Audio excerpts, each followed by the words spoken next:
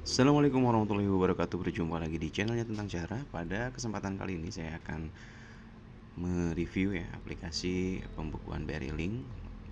Aplikasinya menggunakan web ya, jadi web apps. Dan ini sudah ada tampilan di awal ya. Dari tampilan loginnya kita akan coba login dengan username, owner, passwordnya.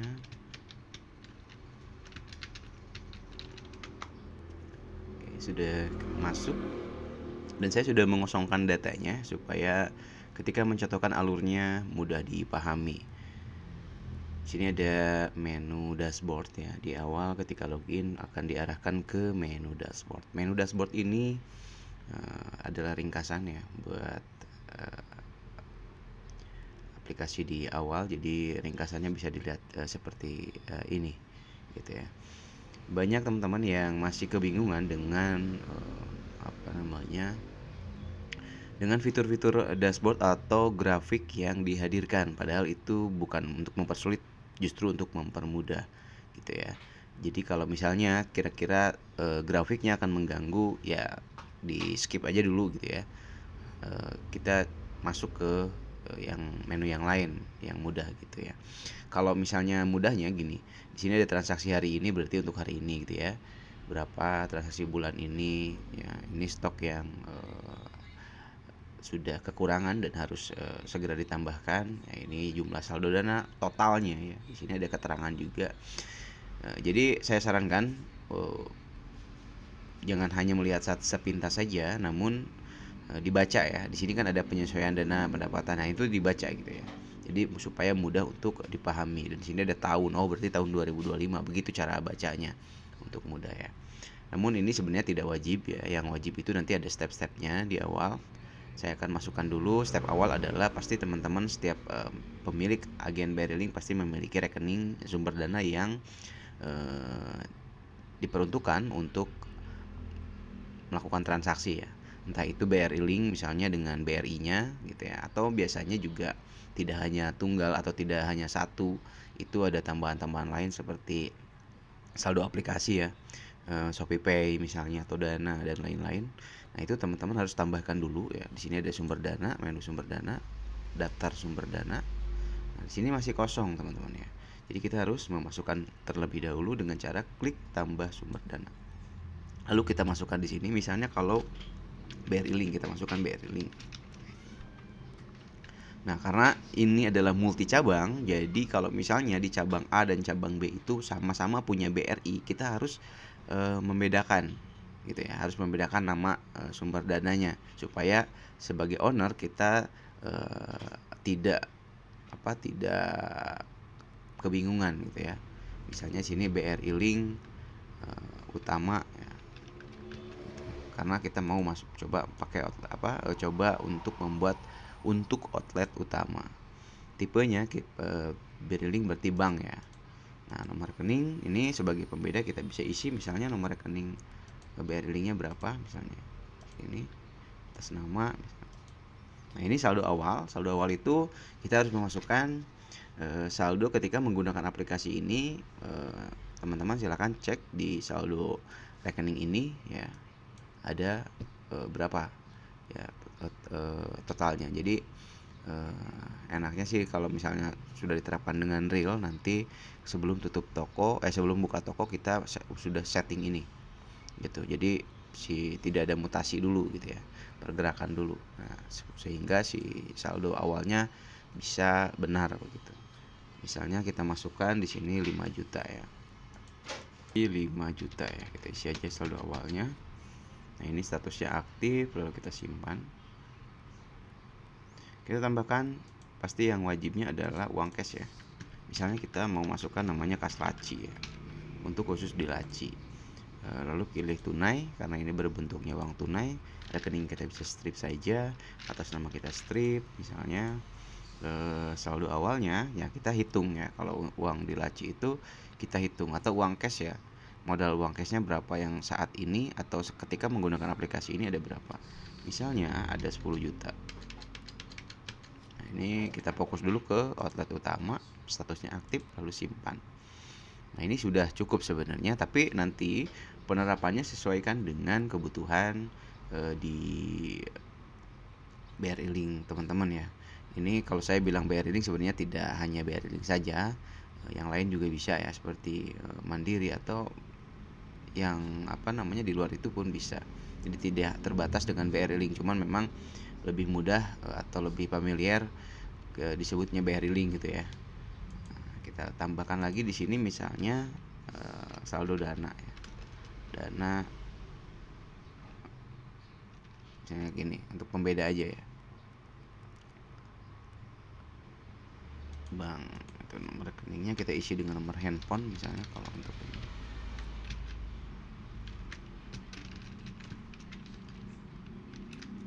Saldo awalnya kita cek juga ya, di saldo dana ada berapa. Kita masukkan.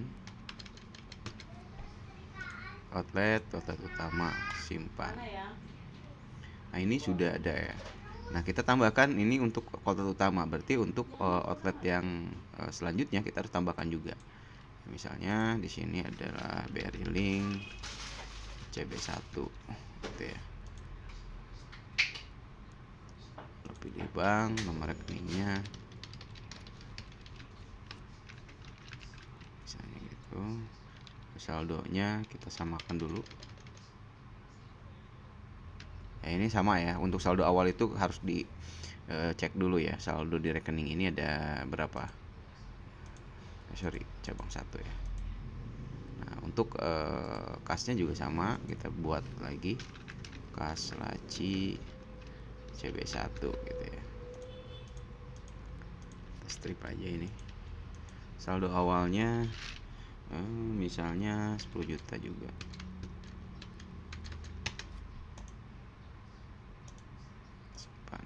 Nah, ini sudah ada ya untuk cabang untuk outlet utama dan cabang 1 sudah ada. Tinggal kita ke step selanjutnya teman-teman ya. Nah, ke step selanjutnya kita lihat dulu di dashboard. Nah, ini dashboard itu sebagai tadi ya, kembali ini sebagai informasi ringkasan. Nah, di sini sudah ada saldo dananya totalnya ya. Jadi total aset yang dimiliki adalah 32.500.000 ya, berbentuk sumber rekening dan uang tunai gitu. Oke, kita masuk ke sekarang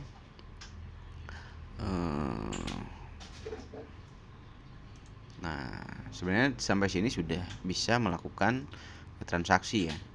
Gitu. Untuk laku pandainya dulu ya. Karena di sini juga sudah ada menu penjualan barang juga. Tapi kita untuk penjualan barang nanti kita bahas ya setelah laku pandai dulu.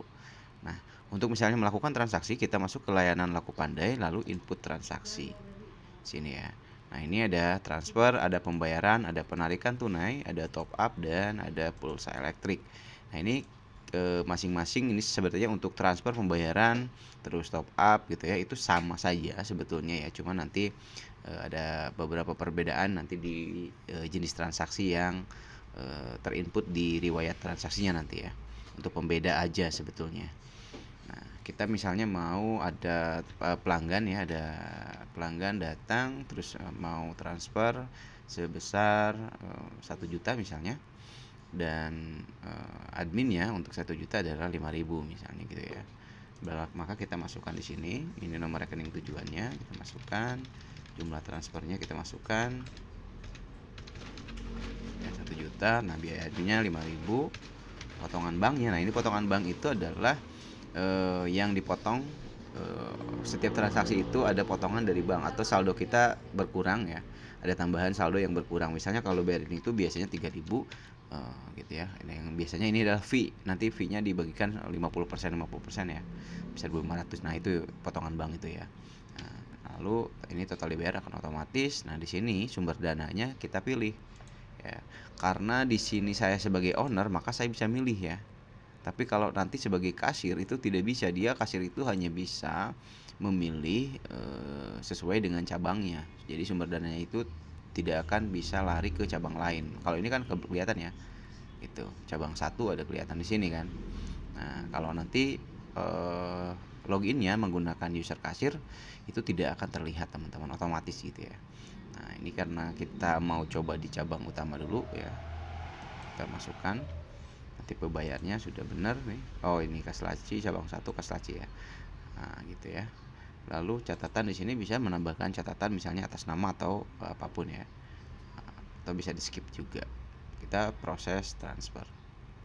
Nah, ini sudah ada riwayat transaksinya, teman-teman. Nah, sini sudah ada ini apa namanya? Sudah ada ringkasannya di sini ya. Informasi ini teman-teman bisa baca, jadi nggak usah bingung dengan banyak tampilan seperti ini. Teman-teman bisa baca aja sini total transaksi 1, transaksi berhasil 1, transaksi batal atau gagal tidak ada.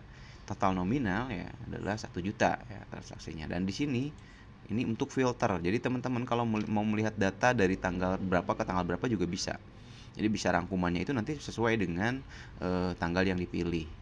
Atau mau filter lewat ini, misalnya mau lihat transfer saja gitu ya, pembayaran saja juga bisa di sini. Atau di sini statusnya mau lihat statusnya seperti apa, melihat yang sukses, yang pending atau yang gagal. Jadi teman-teman bisa sesuaikan ya di sini untuk filter. Tapi kalau nggak pun nggak usah dibikin bingung juga gitu ya. Tapi ini bermanfaat sekali sebetulnya untuk filter ini. Oke, mari kita lihat di sini.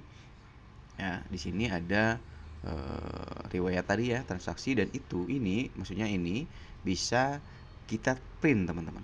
Ya, kita bikin stroke di sini, dan ini sudah bisa kalau misalnya menggunakan handphone sudah bisa di sini ada cetak via Bluetooth gitu ya. Nah, ini seperti ini tampilan cetakannya. Kita tutup saja ya. Nah, kita kembali lagi ke sini. Ini baru transfer ya. Kita coba lagi dengan tarik tunai. Oke, sebelum itu, sebelum ke tarik tunai ya, kita mau cek dulu apakah perhitungan keluar masuknya itu sudah benar ya, teman-teman. Nah, ini kita cek ya daftar sumber dananya. Oke. Di sini tadi kita menggunakan Briling utama. Nah, ini ada pergerakan di sini, teman-teman ya.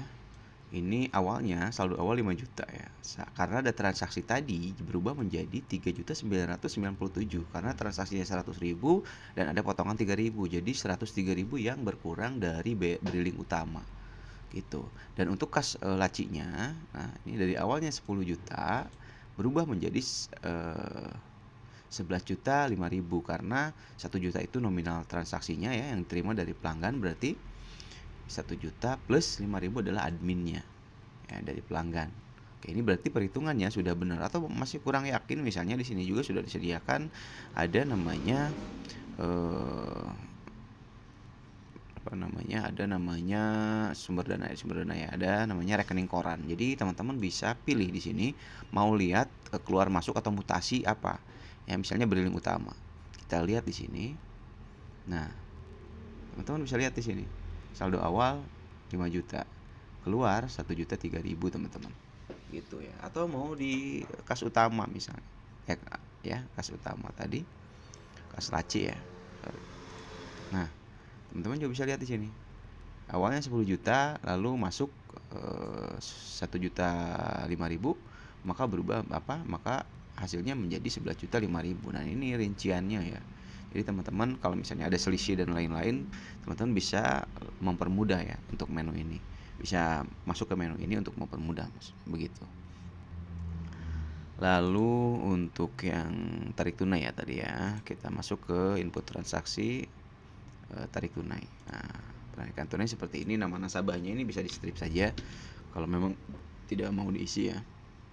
Jumlah penarikannya misalnya kita masukkan 1 juta juga. Biaya adminnya 5.000. Potongan banknya biasanya kalau tarik tunai tidak ada ya. Tapi nanti kalau ada pun tinggal diisi. Sorry, 5.000 ya. Nah, seperti ini. Nah, sumber dananya teman-teman karena ini tarik tunai berarti sumber dananya itu bukan rekening lagi.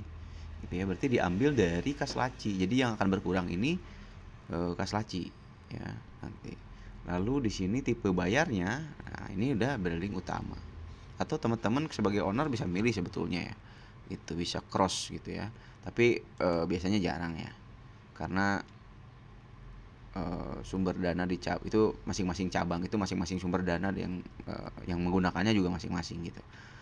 Nah, lalu di sini teman-teman karena ini tarik tunai, teman-teman bisa pilih di sini ada tipe admin luar atau admin dalam ya. Kalau ini defaultnya, kalau ini tidak dicentang seperti ini, maka ini adalah admin dalam posisinya ya. Admin dalam itu berarti yang akan masuk ke rekening, teman-teman. Kalau dicentang seperti ini adalah admin luar. Itu bisa dipotong langsung ya, bentuk pada real atau kenyataannya di lapangan itu bisa dipotong langsung, atau si nasabahnya memberikan uang cash gitu ya untuk adminnya sendiri. Nah, kalau misalnya admin dalam seperti ini, teman-teman. Admin luar ya. Admin luar di sini baca ya, temennya. Matikan untuk admin dalam. Berarti hari ini kalau posisi mati ini berarti admin dalam. Kalau ini posisi hidup berarti admin luar, begitu. Kita coba ya. Kita coba untuk admin luar ya. Kita proses. Nah, maka di sumber dana, daftar sumber dana, nah ini ya. Kas laci menjadi berapa? 10 juta 10.000 ya. Karena adminnya admin luar. Ya, terus berilingnya kembali menjadi 5 juta. Ya. Itu. Berarti sudah ada keuntungan 10.000 nih, asetnya udah nambah nih. Gitu. Bukan 10.000 ya, karena ada potongan di sini, sorry. 4997. Ini ada potongan berarti nambah bersihnya 7.000. Coba kita cek ya di dashboard ya. Nah, ini. Awalnya kan asetnya itu 32.500.000 ya. Itu sekarang sudah menjadi 32.507.000. Nah, inilah penambahan aset ini adalah keuntungan laba bersih, teman-teman.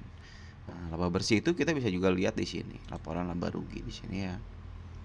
Nah, ini ada rinciannya, teman-teman. Ada biaya admin layanan Laku Pandai dapat 10.000 dari admin gitu ya. Nah, ini keuntungan penjualan barang karena belum ada, dia masih 0. Selisih lebih rekonsiliasi kas. Nanti ada sistem rekonsiliasi sini saya akan jelaskan, mungkin tidak di video kali ini tapi video berikutnya ya. Ada selisih lebih stock of name. Jadi kalau ada stock of name kelebihan itu akan masuk ke sini, ke kelebihan ya. Nah, ini ada juga pengeluaran ya, ada potongan bank, selisih kurang rekonsiliasi, selisih kurang stock of name. Jadi kalau ada barang hilang itu nanti akan dianggap rugi ya. Kalau misalnya setelah stock of name terus ada barang di sistemnya harusnya berapa tapi kurang gitu ya di fisiknya, nah itu masuknya ke rugi. Nah, di sini sudah ada laba bersihnya karena total pendapatan dikurangi total pengeluaran ya. Potongan bank ini kan masuknya ke pengeluaran. Jadi 7.000 sudah pas, teman-teman ya.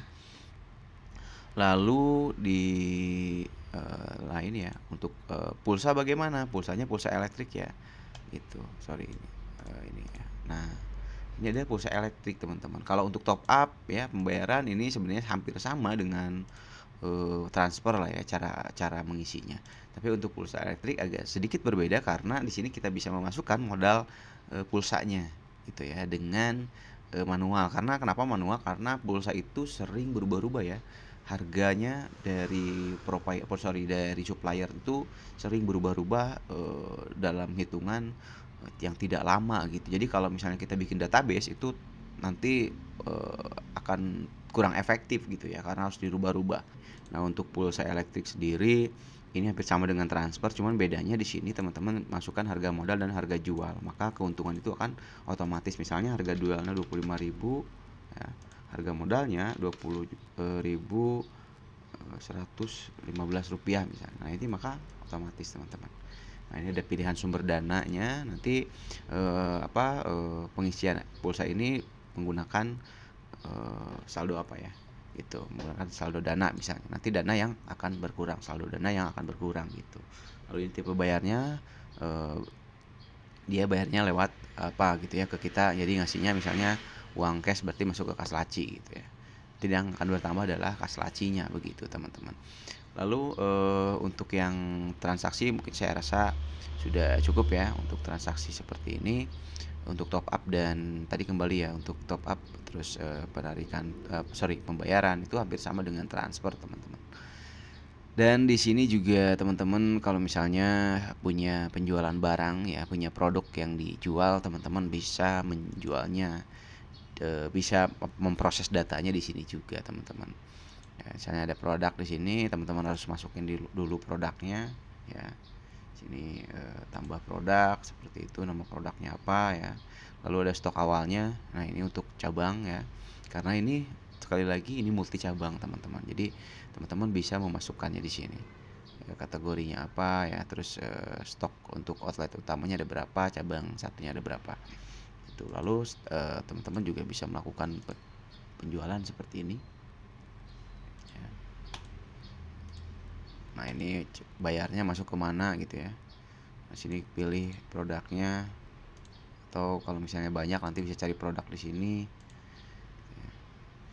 Dan mungkin saya akan tidak mendalam akan ada di video lain ya untuk penjualan produk ini karena takutnya kepanjangan. Cuman yang paling penting adalah bagaimana setiap harinya teman-teman bisa menjaga keuangan ya, apalagi punya banyak outlet ya, dan teman-teman tidak bisa langsung mengunjungi satu persatu ya karena mungkin jaraknya yang jauh. Jadi dengan aplikasi ini teman-teman bisa dibantu, dan di sini aplikasinya adalah ada fitur yang kita luncurkan terbaru adalah audit monitoring ya. Di sini teman-teman bisa menjaga keamanan, ada log aktivitas. Jangan bingung dengan grafik, sekali lagi ya, jangan bilang waduh saya nggak bisa gunain gitu ya, atau teman-teman awam kalau misalnya ini dirasa teman-teman belum bisa mempelajari dengan grafik ini, ya sudah lewat saja gitu ya. Yang penting ada di data tabel ini. Jadi teman-teman bisa log ini fungsinya untuk mengetahui kegiatan apa saja yang ada di aplikasi ini ya. Bahkan dengan ada error sendiri teman-teman bisa tahu nih ya, gitu ya. Nah ini seperti ini misalnya. Jadi ada misalnya ada penghapusan, ada pengeditan gitu ya. Itu teman-teman bisa mengetahuinya nih. Gitu. Lalu di sini juga yang paling penting adalah transaksi mencurigakan. Di sini ada transaksi mencurigakan, teman-teman. Nah, ini. Jadi mencurigakan itu ada beberapa spesifikasi yang terbilang kategori mencurigakan gitu ya.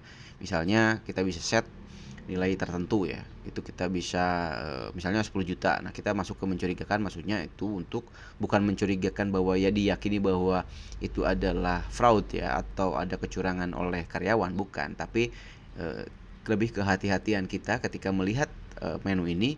Kita bisa melihat apa yang penting gitu ya, apa yang harus kita perhatikan sebagai owner gitu. Misalnya ini nilai transaksi melebihi threshold. Threshold itu adalah kepercayaan. Jadi kita bisa setting. Misalnya di 1 juta, di 100 juta. Misalnya kita mau masukkan di 100 juta. Nah, itu kan butuh kehati-hatian gitu ya untuk nominal-nominal tinggi gitu ya. Nah, kita bisa lihat di sini. Nah, dan ini ada jam tidak biasa. Misalnya ada si kasirnya itu kan bisa buka di rumah tuh ya, karena dia tahu user password, lalu dia misalnya ada mengedit gitu ya. Nah itu di sini langsung bisa kelihatan, teman-teman, ada jam tidak biasa dalam transaksi atau apapun gitu, merubah-rubah ya atau melakukan transaksi di jam yang tidak biasa itu. Nah sini kita lihat ini kan jamnya itu jam 7.47. Karena kenapa tidak biasa? Karena misalnya di settingnya adalah jam bukanya jam 9 misalnya gitu. Berarti ada transaksi di luar jam kerja gitulah intinya ya. Terus ada nilai transaksi ini sama ya. Ya, bersama dua ini. Lalu sini ada analisis penjualan. Nah, ini. Ini sebenarnya analisis penjualan ini hampir sama dengan laporan penjualan ya. Ini ada laporan performa. Jadi teman-teman sebagai owner bisa lihat performanya ya. Per outlet berapa gitu ya, ada persentasenya gitu ya, rata-rata transaksi. Nah ini ya.